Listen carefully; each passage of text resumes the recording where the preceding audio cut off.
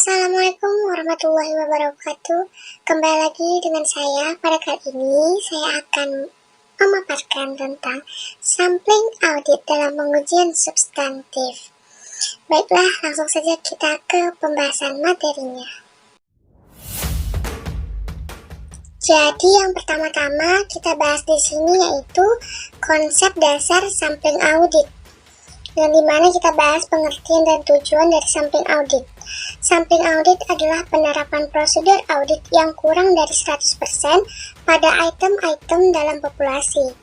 Contohnya seperti saldo akun atau kelompok transaksi, yang tujuannya untuk mengevaluasi beberapa karakteristik populasi.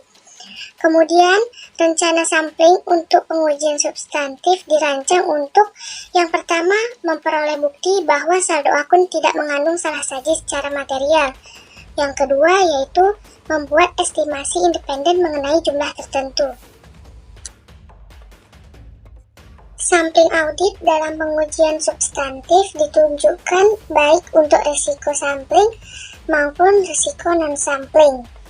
Risiko sampling yang berkaitan dengan pengujian substantif yaitu yang pertama, risiko kesalahan penerimaan, yaitu risiko bahwa sampel yang mendukung kesimpulan bahwa saldo akun yang dicatat tidak salah saji secara material ketika sebenarnya salah akun tersebut salah saji secara material.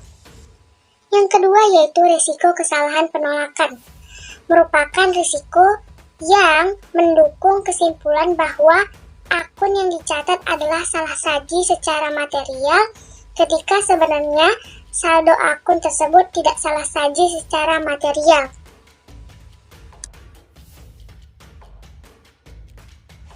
Yang berikutnya yaitu ada dua pendekatan sampling statistik dalam pengujian substantif. Yang pertama yaitu sampling PPS atau Probability Proportional to Size. Yang kedua yaitu sampling variable classic. Perbedaan utama antara kedua pendekatan tersebut yaitu bahwa sampling PPS didasarkan pada teori sampling atribut, sedangkan sampling variable classic didasarkan pada teori distribusi normal. Dari kedua pendekatan tadi, yang pertama-tama akan kita bahas di sini yaitu sampling PPS.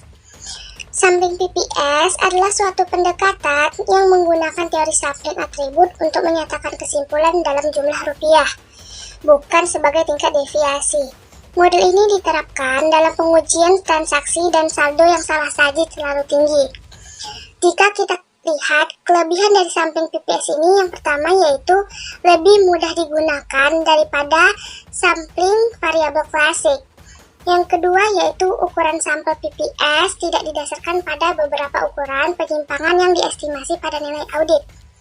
Yang ketiga yaitu sampling PPS secara otomatis menghasilkan sampel yang sudah distratifikasi. Kemudian secara otomatis mengidentifikasi tiap unsur yang secara individual nilainya signifikan melebihi batas. Yang kelima yaitu ukuran sampel yang lebih kecil.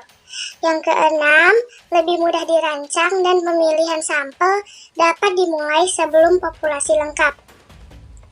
Nah, itu tadi kelebihannya.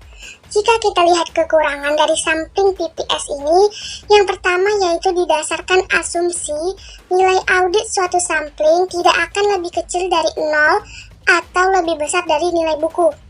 Yang kedua yaitu jika salah saji terlalu rendah, maka sampel memerlukan pertimbangan khusus. Yang ketiga, pemilihan saldo 0 memerlukan pertimbangan khusus. Yang berikutnya yaitu evaluasi PPS melebihi ASR jika salah saji ditemukan dalam sampel. Jika jumlah salah saji meningkat, maka ukuran sampel yang sesuai juga meningkat. Pembahasan kita yang berikutnya yaitu sampling variabel klasik.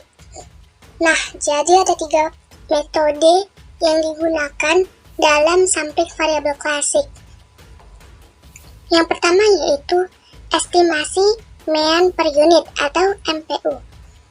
Sampling estimasi MPU mencakup penentuan nilai audit untuk setiap item dalam sampel. Kemudian, rata dari nilai tersebut dihitung dan dikalikan dengan jumlah unit dalam populasi dan diperoleh taksiran total nilai populasi.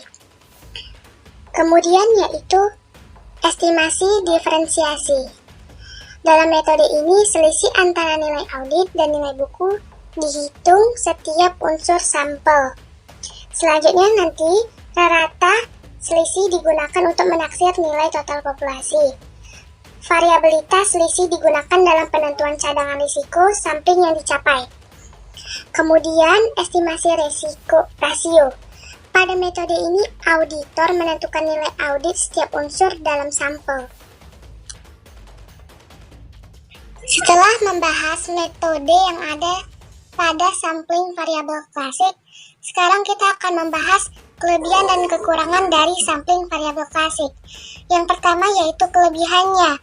Sampling variabel klasik ini sampelnya mudah untuk diperluas. Kemudian, saldo nol dan saldo tidak biasa tidak memerlukan rancangan khusus. Jika ada perbedaan besar antara nilai audit dengan nilai buku, maka tujuan auditor dapat terpenuhi dengan ukuran sampel yang kecil. Nah, untuk kekurangan dari sampling variabel klasik ini, dia lebih kompleks dan membutuhkan bantuan komputer untuk merancang sampel yang efisien dan mengevaluasi hasil sampel. Dan juga untuk menentukan ukuran sampel, harus memiliki estimasi atas standar deviasi dari berbagai karakteristik dalam populasi. Baiklah teman-teman, sekiranya itu saja yang bisa saya sampaikan. Semoga bermanfaat bagi teman-teman sekalian. Nah, adapun quotes yang saya paparkan di sini hanya untuk sebagai hiburan belakang. Yang baik diambil, yang tidak baik dihiraukan. Terima kasih.